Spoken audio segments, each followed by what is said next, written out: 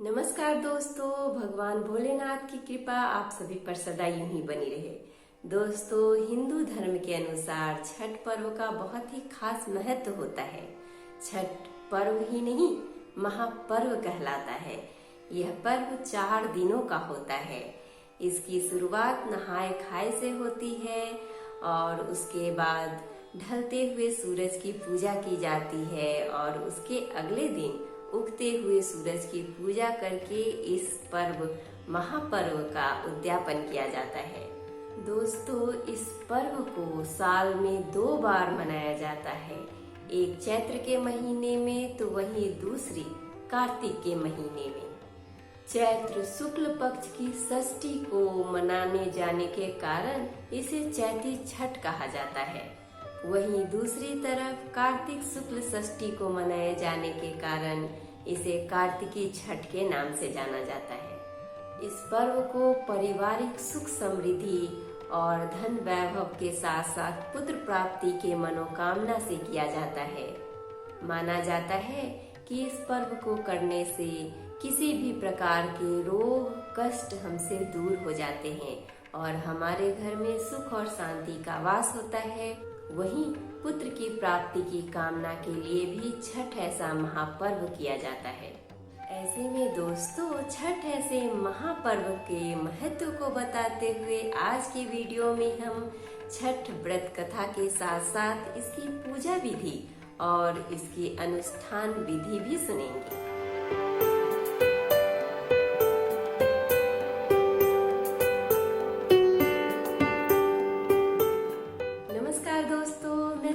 आप सभी का तहे दिल से स्वागत करती हूँ अपने YouTube चैनल कथा कहानी शिल्पी की जुबानी में। दोस्तों, इस चैनल के माध्यम से मैं आप सभी को हर तरह की कथा और कहानी सुनाऊंगी।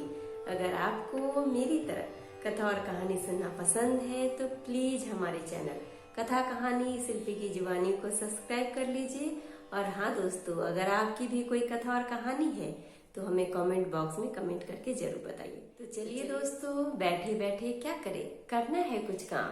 सुनते हैं आज के छठ की पौराणिक कथा लेके माँ छठी मैया का नाम। दिवाली के 6 दिन बाद छठ मनाया जाता है। छठ के महाव्रत को करना अत्यंत पुण्यदायक है। छठ व्रत सबसे महत्वपूर्ण रात्रि कार्तिक शुक्ल षष्ठी तिथि को होता है। सूर्योपासना का यह महापर्व 4 दिनों तक मनाया जाता है। छठ पर्व के लिए कई कथाएं प्रचलित हैं, किंतु पौराणिक शास्त्रों में इसे देवी द्रौपदी से जोड़कर देखा जाता है। मान्यता है कि जब पांडव जुए में अपना सारा राज्यपाट हार गए, तब द्रौपदी ने छठ का व्रत रखा था। द्रौपदी के व्रत के फल से पांडवों को अपना राज्यपाट वापस मिल गया था। इसी तरह छठ का व्रत करने से लोगों के घरों में समृद्धि और सुख आता है। छठ मुख्य रूप से बिहार, झारखंड, उत्तर प्रदेश सहित कई क्षेत्रों में छठ का महत्व है। छठ पूजा या सूर्य षष्ठी या छठ व्रत में सूर्य भगवान की पूजा होती है और धरती पर लोगों के सुखी जीवन के लिए सूर्य देव के प्रति आभार व्यक्त किया जाता है। सूर्य देव को ऊर्जा और जीवन शक्ति का देवता माना जाता है। इसीलिए छठ पर्व पर समृद्धि के लिए पूजा की जाती है। सूर्य की पूजा से विभिन्न बीमारियों का इलाज संभव है। सूर्य पूजा के साथ स्नान किया जाता है। इससे कुष्ठ रोग जैसे गंभीर रोग भी दूर हो जाते हैं। छठ पर्व परिवार के सदस्यों और मित्रों की लंबी उम्र और समृद्धि के लिए भी मनाया जाता है। एक पौराणिक लोक कथा के अनुसार लंका विजय के बाद राम राज्य की स्थापना के दिन कार्तिक शुक्ल षष्ठी को भगवान श्री राम और माता सीता ने उपवास किया और सूर्यदेव की आराधना की। सप्तमी को सूर्योदय के समय पुनः अनुष्ठान कर सूर्यदेव से आशीर्वाद प्राप्त किया था। एक अन्य मान्यता के अनुसार छठ पर्व की शुरुआत महाभारत काल में हुई थी। सबसे पहले सूर्यपुत्र कर्ण ने सूर्य देव की पूजा शुरू की। कर्ण भगवान सूर्य का परम भक्त था। वह प्रतिदिन घंटों कमर तक पानी में खड़े होकर सूर्य को अर्घ्य देता था। सूर्य की कृपा से ही वह महान योद्धा बना था। आज भी छठ में अर्घ्य दान की यही पद्धति प्रचलित है। एक कथा के अनुसार राजा प्रियव्रत को कोई संतान नहीं थी। तब महर्षि कश्यप ने पुत्रेष्ठि यज्ञ कराकर उनकी पत्नी मालिनी को यज्ञाहुति के लिए बनाई गई खीर दी। इसके प्रभाव से उन्हें पुत्र हुआ, परंतु वह मृत पैदा हुआ। प्रियव्रत पुत्र को लेकर शमशान गए और पुत्र वियोग में प्राण त्यागने लगे। उसी वक्त भगवान की मानस कन्या देवसेना प्रकट हुई और कहा कि षष्ठी की मूल प्रवृत्ति के छठे अंश से उत्पन्न होने के कारण मैं षष्ठी कहलाती हूँ। राजन, तुम मेरा पूजन करो तथा और लोगों को भी प्रेरित करो। राजा ने पुत्र इच्छा से देवी षष्ठी का व्रत किया और उन्हें पुत्र रत्न की प्राप्ति हुई। यह पूजा कार्तिक शुक्ल षष्ठी को हुई थी। मूलतः सूर्य षष्ठी व्रत होने के कारण इसे छठ कहा गया है। यह पर्व वर्ष में 2 बार मनाया जाता है। पहली बार चैत्र में और दूसरी बार कार्तिक में।